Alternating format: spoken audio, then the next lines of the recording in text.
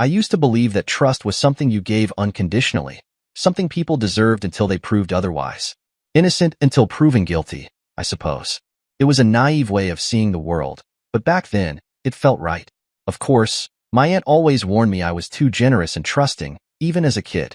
And unsurprisingly, that belief didn't last. Now, I see trust differently. Sure, you can trust people, but only to do what's best for themselves. It sounds cynical, but it's practical.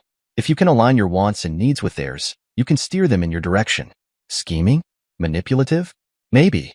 But I learned from the best, and life has a way of teaching you lesson you don't forget. My name is Drew. Andrew if you're my mother, and I'm currently, well, let's just call it existing in Darwin, Northern Australia.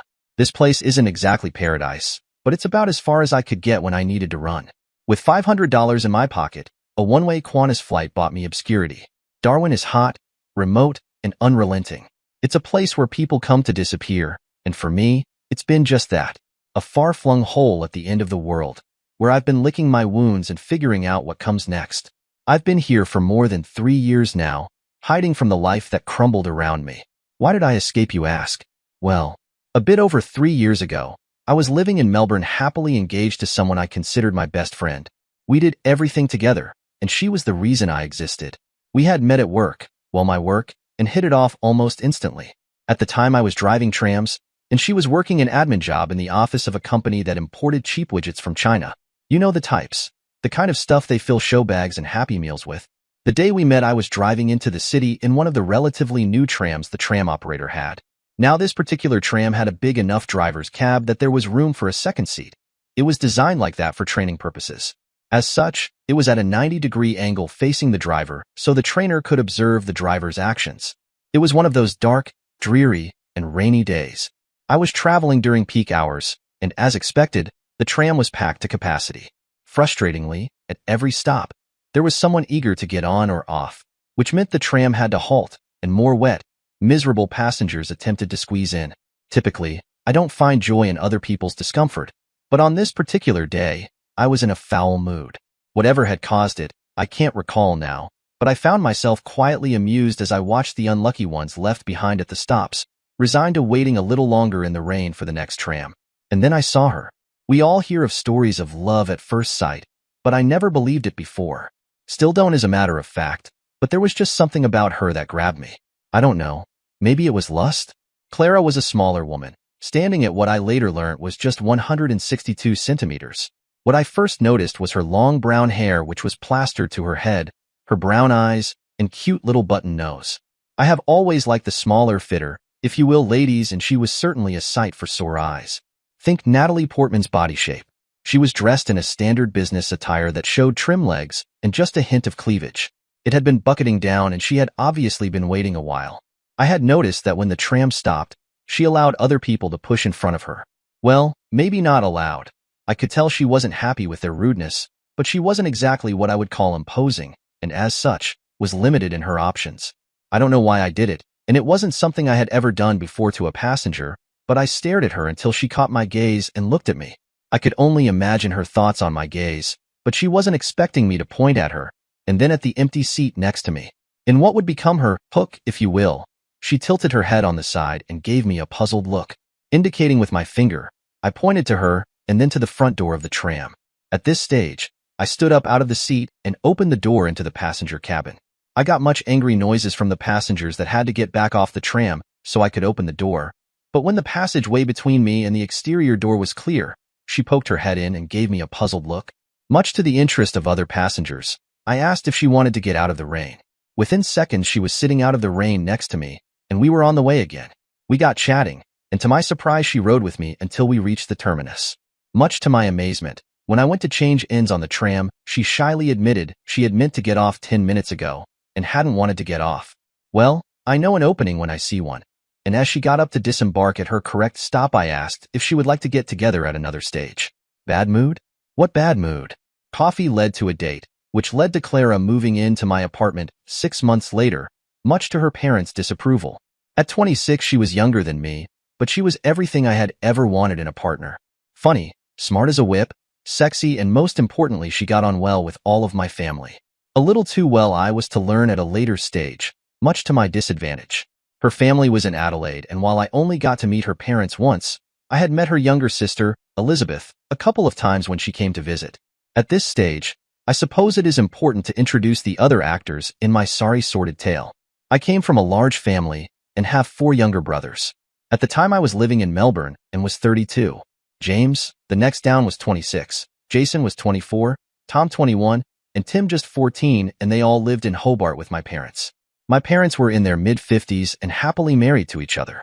We had always been close as a family, and as we had grown older and moved, we had always made a point to get together a couple of times a year. We all had the same biting wit and fast minds, which lead to lots of jokes and kidding around. Oh, and we all loved to pull a practical joke. 5 months after meeting Clara, it was time for one of our family get-togethers.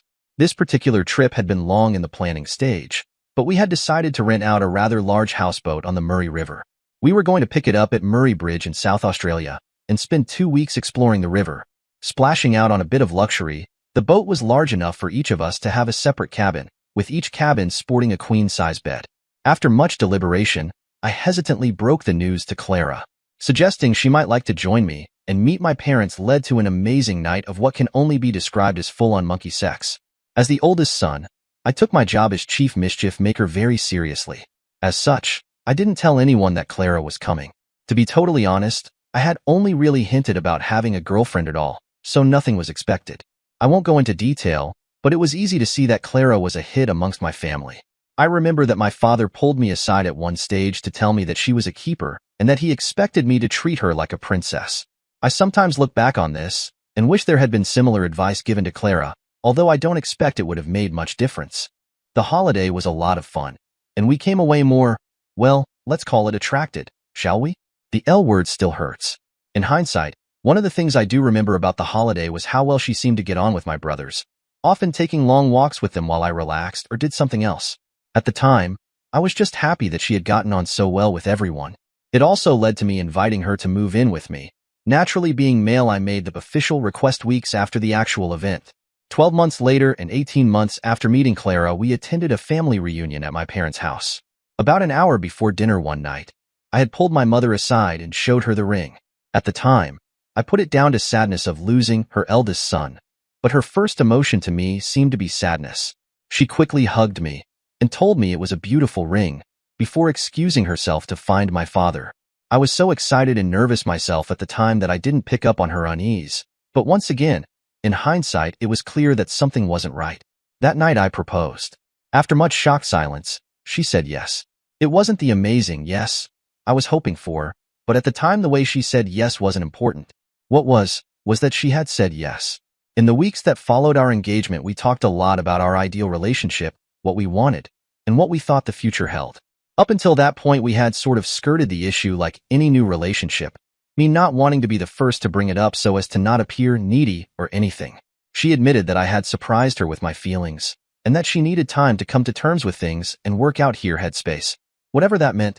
Being the generous soul I was, I insisted she take as much time as she needed, and that there was no need to set a date until she felt comfortable with it. Weeks later, Clara announced to me that she had been invited down to my parents' house for a girls' weekend with my mother. I was particularly surprised at this as I hadn't thought that she had been in touch with my mother, or even the rest of my family. She explained that she didn't want it to be weird, but she wanted to just get away for a weekend by herself for a change, to let loose and have some fun. I knew she didn't have many friends in Melbourne, so to me it sounded reasonable. Plus, I was delighted that she had gotten on so well with my mother. On the Friday night after work, I had driven her to the airport. During the drive, Clara had seemed distracted and preoccupied, but I had just put it down as stress. After all, up until that point I had always been there with her whenever any of my family were around. When I picked her up from the airport on Sunday night, she seemed quiet and withdrawn. I could see something was bothering her, but thought best to give her the space she needed to deal with whatever was bothering her. By the time we had returned home, she seemed to have returned to her usual self. Although I could detect a trace of sadness, there were a few moments during the drive when I had caught her watching me, and I am sure there was a tear or few. Being the typical male, I had not really taken any notice. That night in bed, she seemed more clingy than normal, and where she would normally drape herself over me after our lovemaking to fall asleep, she seemed to want to hold me tight. Not that I was complaining. The week continued in the same way, and I often found her watching me with moist eyes. I didn't bring it up or make a deal with it, figuring it was something to do with my recent proposal. The one time I had brought it up, I was quickly told that I was being silly and that she loved me. On Thursday night, I had a phone call from my parents, and they surprised me with the news that they would be in Melbourne for the weekend and wanted to get together. Surprisingly, James was making the trip, and they had booked rooms at a nearby hotel. Being football season, I wasn't surprised that he was coming and assumed that he was coming so as to catch an Aussie rules game. I arranged to pick them up at the airport on the Saturday morning. Having only a 4-seater car, Clara had elected to stay at home. When I met them at their gate, they all seemed to be cheerful, although I did notice that James didn't make his usual wisecracks. They were keen to catch up with Clara and suggested a nice lunch somewhere. While waiting for their luggage, I called her, and she suggested a pub close to their hotel that had been recently renovated and now served nice meals. Dropping them off at the airport, I had dashed home to pick up Clara. Coming home, I found her wearing one of her favorite dresses and sitting on the bed staring out the window. As I entered the bedroom, she turned to look at me, and I noticed her eyes looked like she had been crying. Wondering what could be the problem, I took a step forward so as to comfort her. As I did, a panicked look came across her face, causing me to stop in surprise. I must say that my first thought was that she looked afraid of me, and this puzzled me greatly. We stared at each other for a few minutes before she stood and brushed past me, saying that we should hurry as we didn't want to keep them waiting. She almost ran towards the bathroom, closing the door. I must say that at this point, alarm bells started going off. It wasn't full-blown panic, but I knew something wasn't right, and that I had either done something very wrong or something was majorly amiss. Moving slowly towards the door, for the first time, I noticed one of Clara's small suitcases just outside the bedroom door. Cue full-blown panic. Clara came out of the bathroom a few minutes later to find me staring at her suitcase. With a gasp, I heard her stop, and I slowly shifted my gaze to her face. Up until that point, I had just been confused, thinking I had pissed her off somehow, but when she refused to meet my eyes, I started to feel sick. After a few minutes, she moved over and picked up the suitcase. Mumbling something about being late, she carried the suitcase out the door. In a daze, I did the obligatory male 4-point check, spectacles, testicles, wallet, and watch, and followed her into the lift. We rode to the basement car park in silence, before getting in the car. To this day, I don't remember to drive to the restaurant. All I can remember is sitting there in the car park after we had arrived, staring at the steering wheel trying to figure out what was going on. Obviously, something was going on. But what? Why? Where? What did it all mean? After what seemed like an eternity, Clara softly suggested we should go in and get this over with. Her words, "get this over with," confused me, and as I climbed out of my car and stood looking at her as she took her suitcase off the back seat. As she closed the door, she looked up at me, finally meeting my eyes. I will remember the look in those beautiful eyes until the day I die. She had always had the most beautiful brown eyes, the windows into her soul, I used to call them. Usually a pleasure to look into. At that moment, they were the saddest eyes I had ever seen. With a sob, she turned and hurried to the restaurant entrance, disappearing inside. In a daze, I followed. Entering the restaurant, I saw my parents and my brother sitting at a table next to the window. The table was a long table, with 2 seats on either side and 1 seat at the head of the table with the other end of the table against the window. My parents sat on one side of the table while James sat on the other side. As Clara was sitting down next to my brother, I thought it was weird that James would choose to sit there, as it meant that Clara and I weren't sitting next to each other on the same side. Ever had tunnel vision? Where one minute there is a big wide world around you with noise, sound, smell, and activity, and the next minute you couldn't tell if you were on fire. Yeah, me neither before that. She had reached out and grabbed his hand. Grabbed it like it was the last life preserver on a sinking ship. I noticed that his hand went white. Then I noticed that neither of my parents were looking at me, but at Clara holding James' hand as well. Finally, my mother turned to me and suggested I take a seat. I don't remember sitting down, but I do remember my mother putting her hand on my arm. She didn't say anything, or at least I don't remember any words. At this point, the waiter arrived and started handing out menus. Talk about comic timing, huh? I think he realized he had interrupted something as he disappeared almost as fast as he arrived. I dropped my eyes and stared at the menu. I couldn't tell you what I was wearing, but I remember every single detail on that menu. Oh, I don't remember the words or what was on the menu that day, but I remember the small sauce stain over the entree heading. I remember the dog-eared corner, the bottom where the laminated pages were starting to separate. Then I heard the words that I had fantasized about hearing from a woman that I loved since I was young. Those words that brought both terror and absolute, unbridled joy at the same time to any husband or boyfriend the first time he hears them. They were spoken so softly I almost didn't hear them. I can't exactly remember what was said after those three little words, but it was as if the oxygen had been sucked out of my lungs. I am sure that I wavered between consciousness there for a few seconds, because the next thing I remember was my mother, from what seemed a great distance, saying my name. I ignored her and managed to focus on Clara's face. She dropped her gaze before looking at my brother. I followed her gaze and found myself looking at my brother. He had an awkward look on his face, and after a few minutes he nodded at me, before turning to Clara and kissing her. Kissing her lips. The lips that I slowly realized I would never kiss again. Bastard. Oh, the rat bastard. She. He. Them. Oh. If you had have seen me at that moment, I am sure I aged 20 years in an instant. Slowly I realized my mother was still saying my name. I turned to her and saw the pain in her eyes. Oh crap, they had known all along. And if they knew, my brothers knew. Oh crap. Bastards. Then I realized that my father was speaking. Something about respecting their wishes. Giving them space. Blah blah blah. Something else. All I heard was giving them space. I would have loved to see my face at the instant I understood everything. It must have happened when I heard the words giving them space, because at that moment my mother went pale. Once again time stood still. I reviewed what I knew. I thought about what I wanted at that very moment, and realized that I could give them what they wanted and what I needed at the same time. I stood up. Suddenly. That was a mistake, as everything swam before my eyes. Low blood pressure can be a bitch sometimes. My mother gripped my arm. My father stood suddenly as well. I am not sure why, but, well, who knows? I no longer cared. I saw Clara cringe. I saw fear in James' eyes.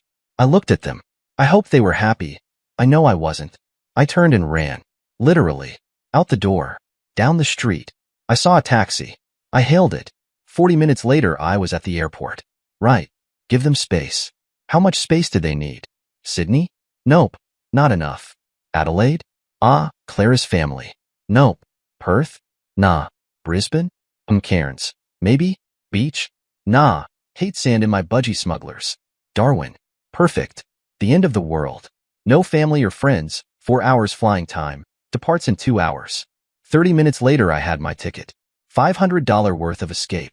Sick of iPhone going nuts. Have nothing to say. Little kid looking bored. Pac-Man should keep him happy for a while. Calls now his problem. So, I gave him my phone. No luggage. No ties. No past. No trust. I was laying on my bed in that mental place between being drunk lucid and being just plain drunk. Thoughts rambled though my head, and if you had asked me what day it was, or even what I was wearing, I wouldn't have been able to tell you. Or possibly even focus on your face. The latest bottle empty. I had been laying on my back staring at the fan slowly spinning on the ceiling. Empty. Devoid of any interest in, well, anything really. I had stopped going to the pub to drown my sorrows, and had started just drinking at home. When I first started going to the pub, it had been for a few drinks and a bit of social interaction. It had also led to a job offer. As the days wore on though, I started to resent the place. Oh, the prices were reasonable, the atmosphere pleasant, but it was hard sitting there watching lovers do the tonsil dance and be all lovey-dovey with each other. Many times, I had wanted to, well, I am not sure what I wanted to do, but I wanted to do something. In the end, it all became too much, and I started just staying home and drinking. Plus, it was cheaper, especially when I started drinking the cheap stuff. I had gotten a crappy laborer job to pay the bills, and as long as I turned up and didn't kill myself, they didn't care how drunk I was. I had started to take full advantage of that situation. It helped me forget. Way back when, I hadn't really thought my actions through other than just wanting to get away, hadn't even thought about money. All I knew at the time was that I needed to get as far away from that place as possible. And quickly. On the flight up, I had plenty of time to think, and the one thing I had decided was that I didn't want to touch my money, or should I say our money? At the time. As part of the arrangements for getting married, we had set up joint bank accounts. Salary split into bill accounts, credit card payments, and savings accounts. Savings accounts for the weddings, for school for planned kids, all sort of crazy stuff. Nothing would ever come of that now, but in my mental state at the time, I hadn't wanted to go near anything that reminded me of her. Of us. Plus, to me, touching any of the bank accounts would have given her, well, it would have been some sort of contact. Some acknowledgement of existence. I didn't think she deserved that. But now, lying on my bed and I can hear her voice. Or can I? I strain to hear it, suddenly focused for the first time in ages. It sounds concerned, but as I struggle to decipher her words, it slowly drifts away. Words aren't needed to make me nervous. Simply the sound of her voice makes my heart go nuts. After a few minutes of silence, I sniggered to myself at the thought of her being here. Why would she? She had obviously never cared about me to have done what she did or how she had. But no, nothing further was heard. Obviously, my mind was playing tricks on me again. In the weeks and months that had followed my arrival in Darwin, I had often thought I had seen or heard her from afar. Someone would laugh, sounding just like her, and my head would snap around. My eyes panicked, not sure if I wanted it to be her or not. Other times, someone would slink by with a similar hairstyle and I would panic, not knowing whether to run or play possum. I had often dwelled over it, wondering if I would ever forget anything about her. Ex-lovers always hold a certain place in your heart, and to be truthful, I think it would have been impossible for me to ever forget it. I used to sometimes wonder if I actually did want to forget it. The hurt and pain was what kept me going these days. What would I do without it? Before she had come into my life, I had been just going through the motions. Now, post-Clara, I was once again going through the motions. Return to normal, circle of life, right? I awoke. Sometime later. It was dark, so I checked my watch to see if I should be at work yet. 4 a.m. Almost time. Breakfast was, well, there was no breakfast. Once upon a time, I had made an effort to eat properly. Cereal for breakfast, sandwiches for lunch, and something healthy for tea. Now, I ate what was available, when I wasn't drinking, that is. Actually, I probably ate more while I was drinking than when I wasn't.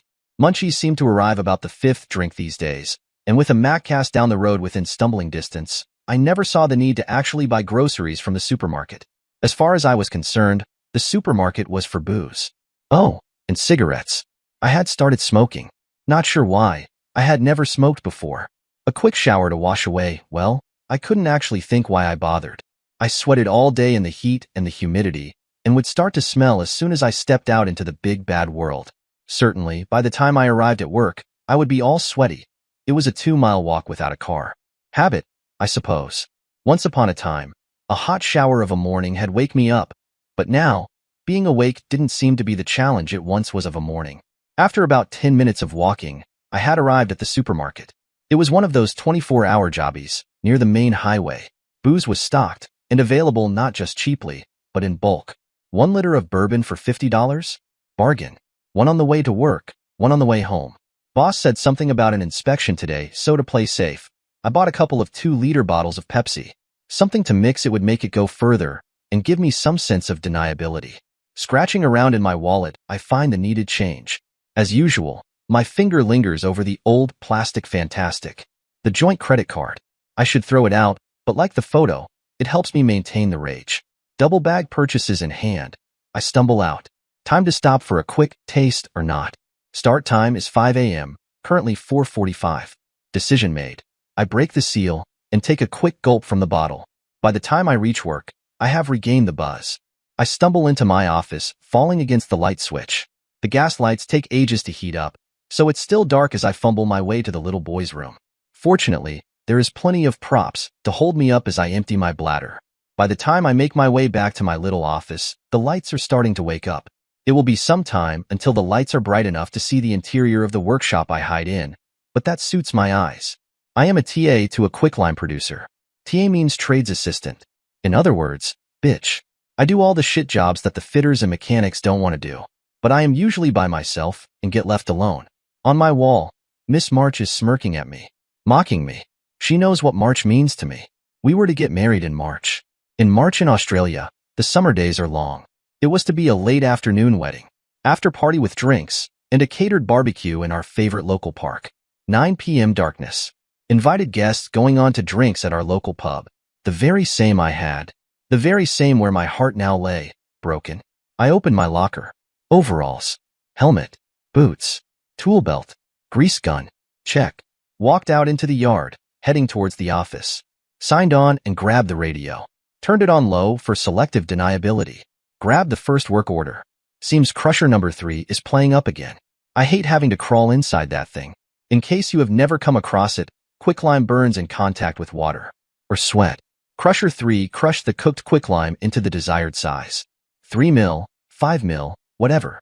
Usually, it took 3 or 4 hours to fix, and by the time I was finished, I had burns over all exposed skin. I like to complain, but in reality, it was a job that needed focus for 3 or 4 hours, and anyway, the pain seemed to take the focus off other painful things. Plugging in my iPod, I got to work. 3 hours later, I felt eyes on the back of my head. I still hadn't managed to find the fault and was starting to get frustrated. No matter what I did, I couldn't get the damn thing to work.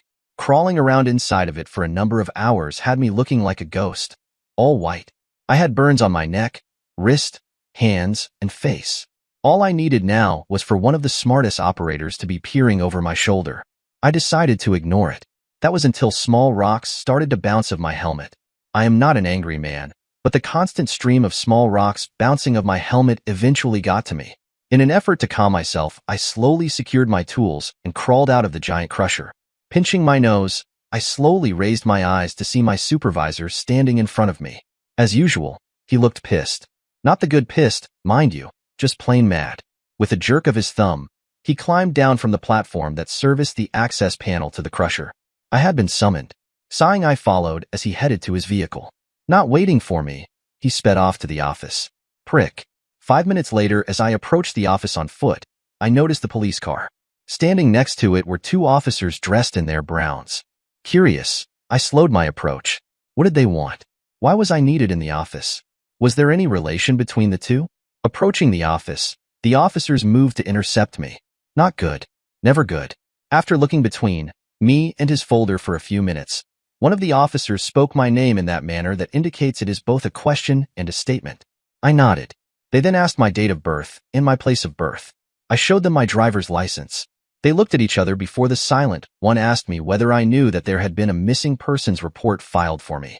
My first thought was after 4 and a bit years, why now? Then I remembered hearing Clara's voice last night. I had that awful sinking feeling that I used to get when called to the principal's office. You know the one, when you have been caught, once again, spitballing the selling in English. I thanked them and advised them that I was fine. They asked a few questions before one of them smiled and commented on how nice it was to get a positive outcome for a change. If they were looking for me, it meant that someone else was looking for me. Someone whom I most likely didn't want to talk to. I entered the office to find the boss on the phone. I waited until he finished. I quit. Asked for the final pay in cash. He laughed and said he would pay it when he got around to it, and that I wouldn't be getting paid out my sick or annual leave because I hadn't given notice. I left the office, heading for my locker, not so much to dump my stuff, but to get the bourbon. Opened the fridge to get my Pepsi, and found someone had already drunk half of one of the bottles. Slamming the fridge door shut in frustration, I left the Pepsi. Shit. Could this day get any worse?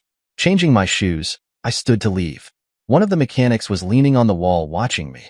He didn't say a word as I picked up the bottle of bourbon by the neck and took a long drink.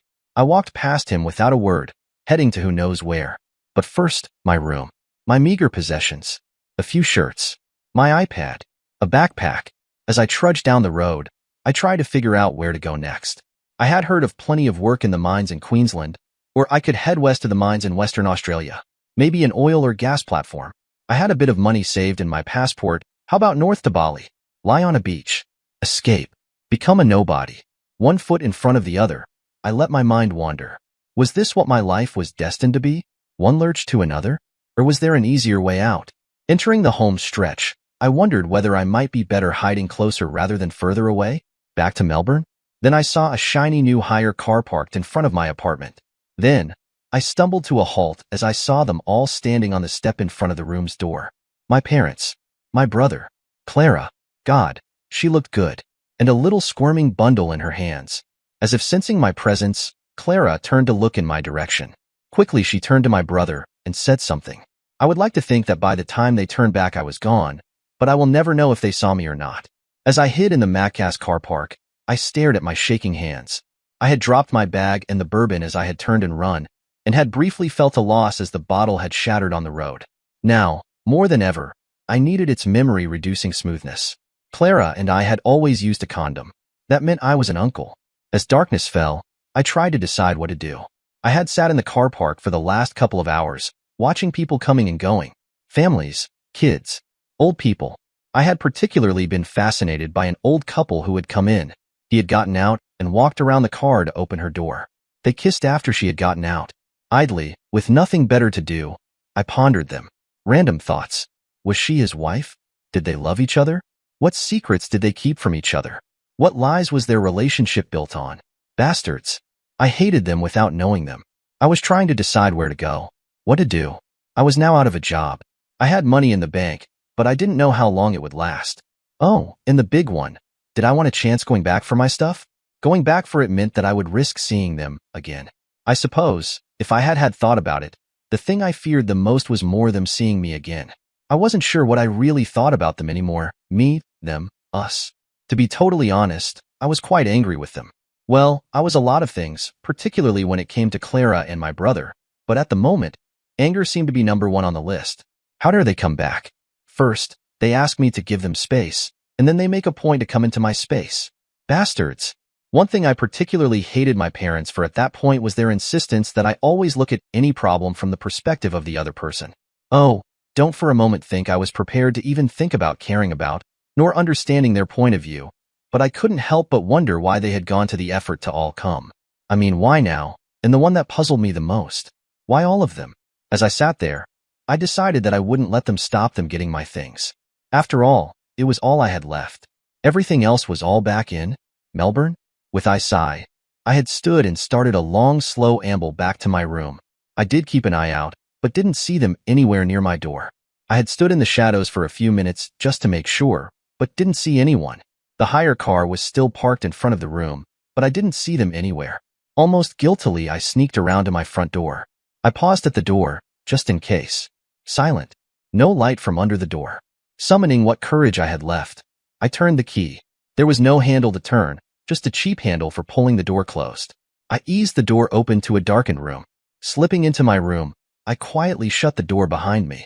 I thought about turning on the light, but there was enough illumination coming in through the window to see my way to the dresser against the wall. My bag was on top, along with my charging iPad. Disconnecting the iPad power cord, I looped the cord neatly before putting it in the front pocket of my backpack. Having filled my small bag with everything I owned, I scanned the room looking for anything I had forgotten. Nope, got it all. As I slipped out, I wondered what to do with the key. I had paid by the month in advance and was paid up for another 2 weeks. I had paid a bond of 2 weeks rent up front, so I supposed I needed to return my key to get it back. Maybe I could even get a refund on the rest of the rent. Approaching the office, I had to pass by the communal kitchen and laundry. It was a pretty crappy setup, but it seemed popular with families who were looking for budget accommodation. The kitchen was large and reasonably well set up with lots of pots, pans, plates, cutlery, and all the other stuff usually found in the kitchen. Walking past the open door, I had glanced inside and stopped. I looked down. My hands were shaking again. I screwed up my hands in a fist. In that split second, I had seen them. My mother at the stove, cooking. Clara, leaning forwards across the table, a baby being fed from a jar. And my brother talking with my father. A little girl playing with a doll on the ground. Without thinking, I turned to the wall. Cheap sheet plaster doesn't survive contact with a fist. As I pulled my fist back out of the wall, I was suddenly aware of the silence. Clenching my jaw, I turned, intent on heading to the office to hand in my key. I had taken a single step when I heard my name behind me.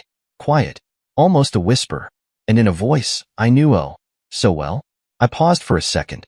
2 heartbeats, aware of silence all around. My fist throbbing. A whispered plea. I couldn't help myself. I turned. She was standing in the door. She looked so small, afraid, alone, beautiful. I wanted to hug her, wrap myself in her. I heard sounds from within the room. People moving. My brother poked his head around the door. We stared briefly at each other. I noticed his hand on her shoulder. She reached up to grab it, gripping it, holding onto it for dear life. She had never grabbed my hand like that. I stared at them. A sob escaped Clara's lips. She looked everywhere but at me. From within the kitchen, I hear my father. He was always the poet. No, I did not want to come in. No, I did not want to talk about it. About us. What was there to talk about anyway? There was no longer an us. My mother added her pleas. We needed to talk, supposedly. I thought it was interesting they were happy to shout from the kitchen, but not look me in the face. I stared at my brother. He looked defiantly back. I remember as a young kid hitting him when he broke my toys, telling him to leave me alone so I could play with my things. Playing with my friends, he always wanted to join in. My mother had always scolded me, telling me to let him join in. Reluctantly, I had been often guilted into including him. Not this time. With a shake of the head, he turned Clara and they headed back into the kitchen. Sobs. Over the shoulder, the tough man throws away lines. Each one in anger. I wanted to shout back that yes, I did understand love. And no, I didn't understand. I never would. But most importantly, I wanted to shout, "What about me?" Standing there, I realized that there was a little girl was standing in the doorway looking at me. She wanted to know why I had made her mummy cry. I stared at her. Cute, blonde, a little Clara, hands on hips, just like her mother. She approached me, kicked me in the shin. I stared in amazement. "You have got to be kidding." My brother appeared. He grabbed her around the waist, lifting. She struggled. Neither looked at me. Since when was I the bad guy? I suddenly realized I was furious. Anger, rage, most importantly, frustration. I took 2 steps. Standing in the door, I couldn't help myself. I yelled. I shouted. I raged. How dare they? I don't know what I said. I don't know how long I shouted. All I remember was eventually being forced to the ground. Then the handcuffs. I felt lightheaded. Flashing red and blue lights. A cell. I was released in the morning. A cop handed me an envelope as I walked toward the gate. I recognized the handwriting instantly. My mother's elegant, deliberate script. I ripped it open right there, needing to get it over with. "Andrew, we came for you once, but you have still not overcome the incident. We thought we knew what was best, thought we were helping. Maybe we were wrong. We've decided to let you live your life without us. You won't hear from us again. It's your choice if it changes. Take care of yourself." I stood there for a few seconds, then crushed the letter and dumped it in the garbage box nearby. The ache in my chest was familiar, but this time it didn't crush me. Hopefully they were finally done. Done trying to accept the betrayal. Done trying to control me and drag me back into the life I'd left behind. And for the first time in years, I realized I was free. After that, I didn't look back. Life started slow. I moved to rural Australia, a place where the horizon stretched wide and the air smelled of earth and eucalyptus. I enrolled in college, pushing through doubts and fears until I found my footing. And when the army came calling, offering me discipline and purpose, I signed up without hesitation. The military shaped me, not just into a better soldier, but into a better man. The demons that had followed me for years didn't disappear overnight, but with every mile I ran, every mission I completed, they loosened their grip. It was during one of those brutal training exercises under a blazing sun that I met Sarah. She was tough, fearless, and had this laugh that could break through the hardest day. We started as comrades, then friends, then something deeper. She never asked about my past, and I never felt the need to hide it. Years later, we stood on a windswept hill under a sky painted with gold and lavender, exchanging vows surrounded by friends who had become family. Sarah's hand in mine was steady, grounding. She knew me, all of me, and loved me anyway. Now, as I sit on this porch watching the sun dip below the horizon, Sarah by my side with her hand resting on her belly, I know peace. My family kept their word. They never reached out again, and that silence was the greatest gift they could have given me. I didn't just survive, I lived. And for the first time in my life, I knew what it meant to be free.